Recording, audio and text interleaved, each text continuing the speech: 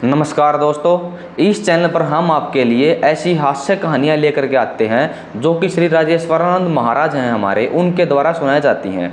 ये कहानियाँ मोटिवेशन होने के साथ साथ हास्य भी होती हैं, आपको ज्ञान की प्राप्ति भी होती है। अगर आपको ये कहानी सुनने के बाद जरा से भी ज्ञान की प्राप्ति होती है या आप जरा से भी आनंदित होते हो तो वीडियो को लाइक करके चैनल को सब्सक्राइब कर लेना और साथ में बेल आइकन को भी प्रेस कर लेना। इससे क्या होगा कि जो हम आगे जो अच्छी सी कहानियाँ लेकर के आएंगे उनके नोटिफिकेशन आप तक पहुंच जाएंगे। ठीक है, तो चलिए ज़्यादा समय वेस्ट न करते हुए कहानी को शुरू कर लेते हैं। चंद्रमा में आग दिखाई दे रही है, तारे दिखाई दे रहे हैं, कोई नीचे नहीं गिरता। हनुमान जी ने विचार करके मुद्रिका गिराई और मुद्रिका में लिखा है राम नाम। मां, संकट के समय तो राम नाम का ही स्मरण करो। यह मुद्रिका कहां से आई, किसने दी? चकित चितौ मुद्री पहचानी। हनुमान जी श्री राम कथा कहने लगे। जानकी जी ने कहा जितने इतनी सुंदर कथा सुनाई उसे भी तो देखें। हनुमान जी बोले बस माता कथा ही सुंदर है, कथा कहने वाला तो बिल्कुल बंदर है, ये छिपा ही रहे सो अच्छा। पर जानकी माता बोली बंदर ही सही, कथा सुनाने वाला तो सुंदर आवे। हनुमान जी सामने गए, जानकी माता ने देखा, फिर बैठी मन विस्मय भयो। हनुमान जी ने कहा राम दूत मैं मातु जानकी।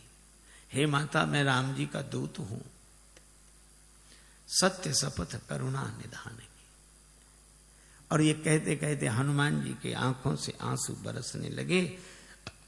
कपि के वचन सप्रेम सुनि उपजा मन विश्वास, जाना मन क्रम वचन यह कृपा सिंधु करदास। नरवानरई संग कहु कैसे, कही कथा भई संगति जैसे। परिचय होने पर कुशलता पूछने के बाद श्री जानकी जी ने एक ही बात कही, अह नाथ हो निपट विसारी। भगवान ने हमें भुला दिया। हनुमान जी बोले नहीं माता, भगवान ने आपको नहीं भुलाया। तो जयंत के पीछे तो बाण लगा दिया, चरण पर चंचुका प्रहार करने वाले के पीछे बाण, और हरण करने वाला अब तक आराम से बैठा है। श्री हनुमान जी ने कहा माता, वहां भगवान के पास धनुष बाण कहां था? प्रभु तो आपका श्रृंगार कर रहे थे। जानकी माता बोली हाँ बेटा, प्रभु ने उन्हीं लकड़ी की सीखें उठाई, एक को धनुष बनाया, एक को बाण। तो सीख क्या बाण बनी होगी? नहीं नहीं, प्रभु का संकल्प है। तो मां औरों को तो सीख ही दिख रही होगी, बाण है ये तो पता आपको होगा। हाँ, तो हनुमान जी बोले ऐसा भी तो हो सकता है कि हरण करने वाले रावण के पीछे किसी और रूप में बाण को लगा दिया हो। और रूप में? किस रूप में? हनुमान जी ने कहा कि माता सामने देखो, ये वानर के रूप में राम जी का बाण ही है। जिम अमोघ रघुपति कर बाना, एही भांति चले हनुमाना। ये बाण है। धनुजुवन कृशानुम, रघुपति बाण कृशान, श्री हनुमान जी कहते हैं। जननी हृदय धीर धरु जरे निशाचर जान, ये राम जी का बाण है। सिंह के रूप में जयंत के पीछे बाण लगाया और बानर के रूप में रावण के पीछे बाण को लगा दिया। बेटा हनुमान, अच्छा किया कि तुमने हमें बता दिया, तुम न बताते तो मैं कैसे जानते? हनुमान जी ने कहा कि माता मैं भला आपको बताऊंगा, आपको स्वयं पता लग गया। और आपने रावण से कह भी दिया। जब रावण ने कृपाण उठाई तो आपको लगा क्या मैं यहां बिल्कुल अकेली हूं?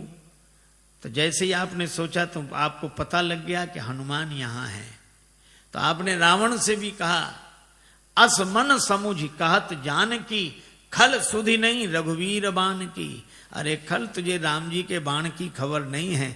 अगर अंतर कथाओं का सहारा न लिया जाए तो राम जी के बाण के रूप में तो यहां अर्थ श्री हनुमान जी का ही ध्वनित होता है।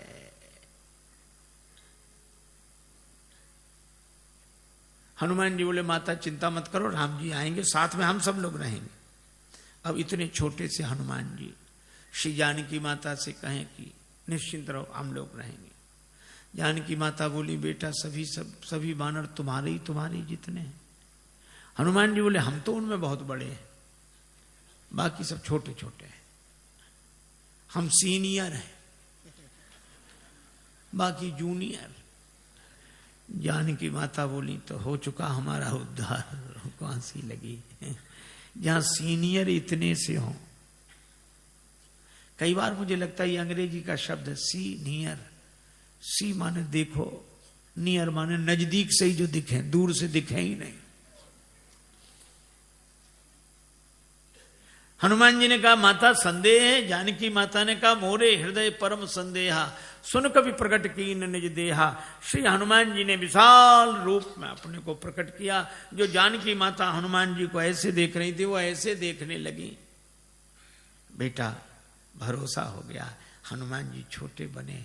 जानकी माता ने आशीर्वाद दिया और कहा कि वत्स हनुमान, जब तुम इतने बड़े थे तो इतने छोटे बनकर क्यों आए? हनुमान जी ने कहा कि माता बेटा कितना ही बड़ा हो पर मां के आगे तो छोटा ही है, और मैं तो छोटा ही था, फिर इतने बड़े कैसे बने? कहा यह तो आपकी कृपा दृष्टि का चमत्कार है। आपकी दृष्टि जिस पर पड़ जाए वही छोटे से बड़ा बन जाता है।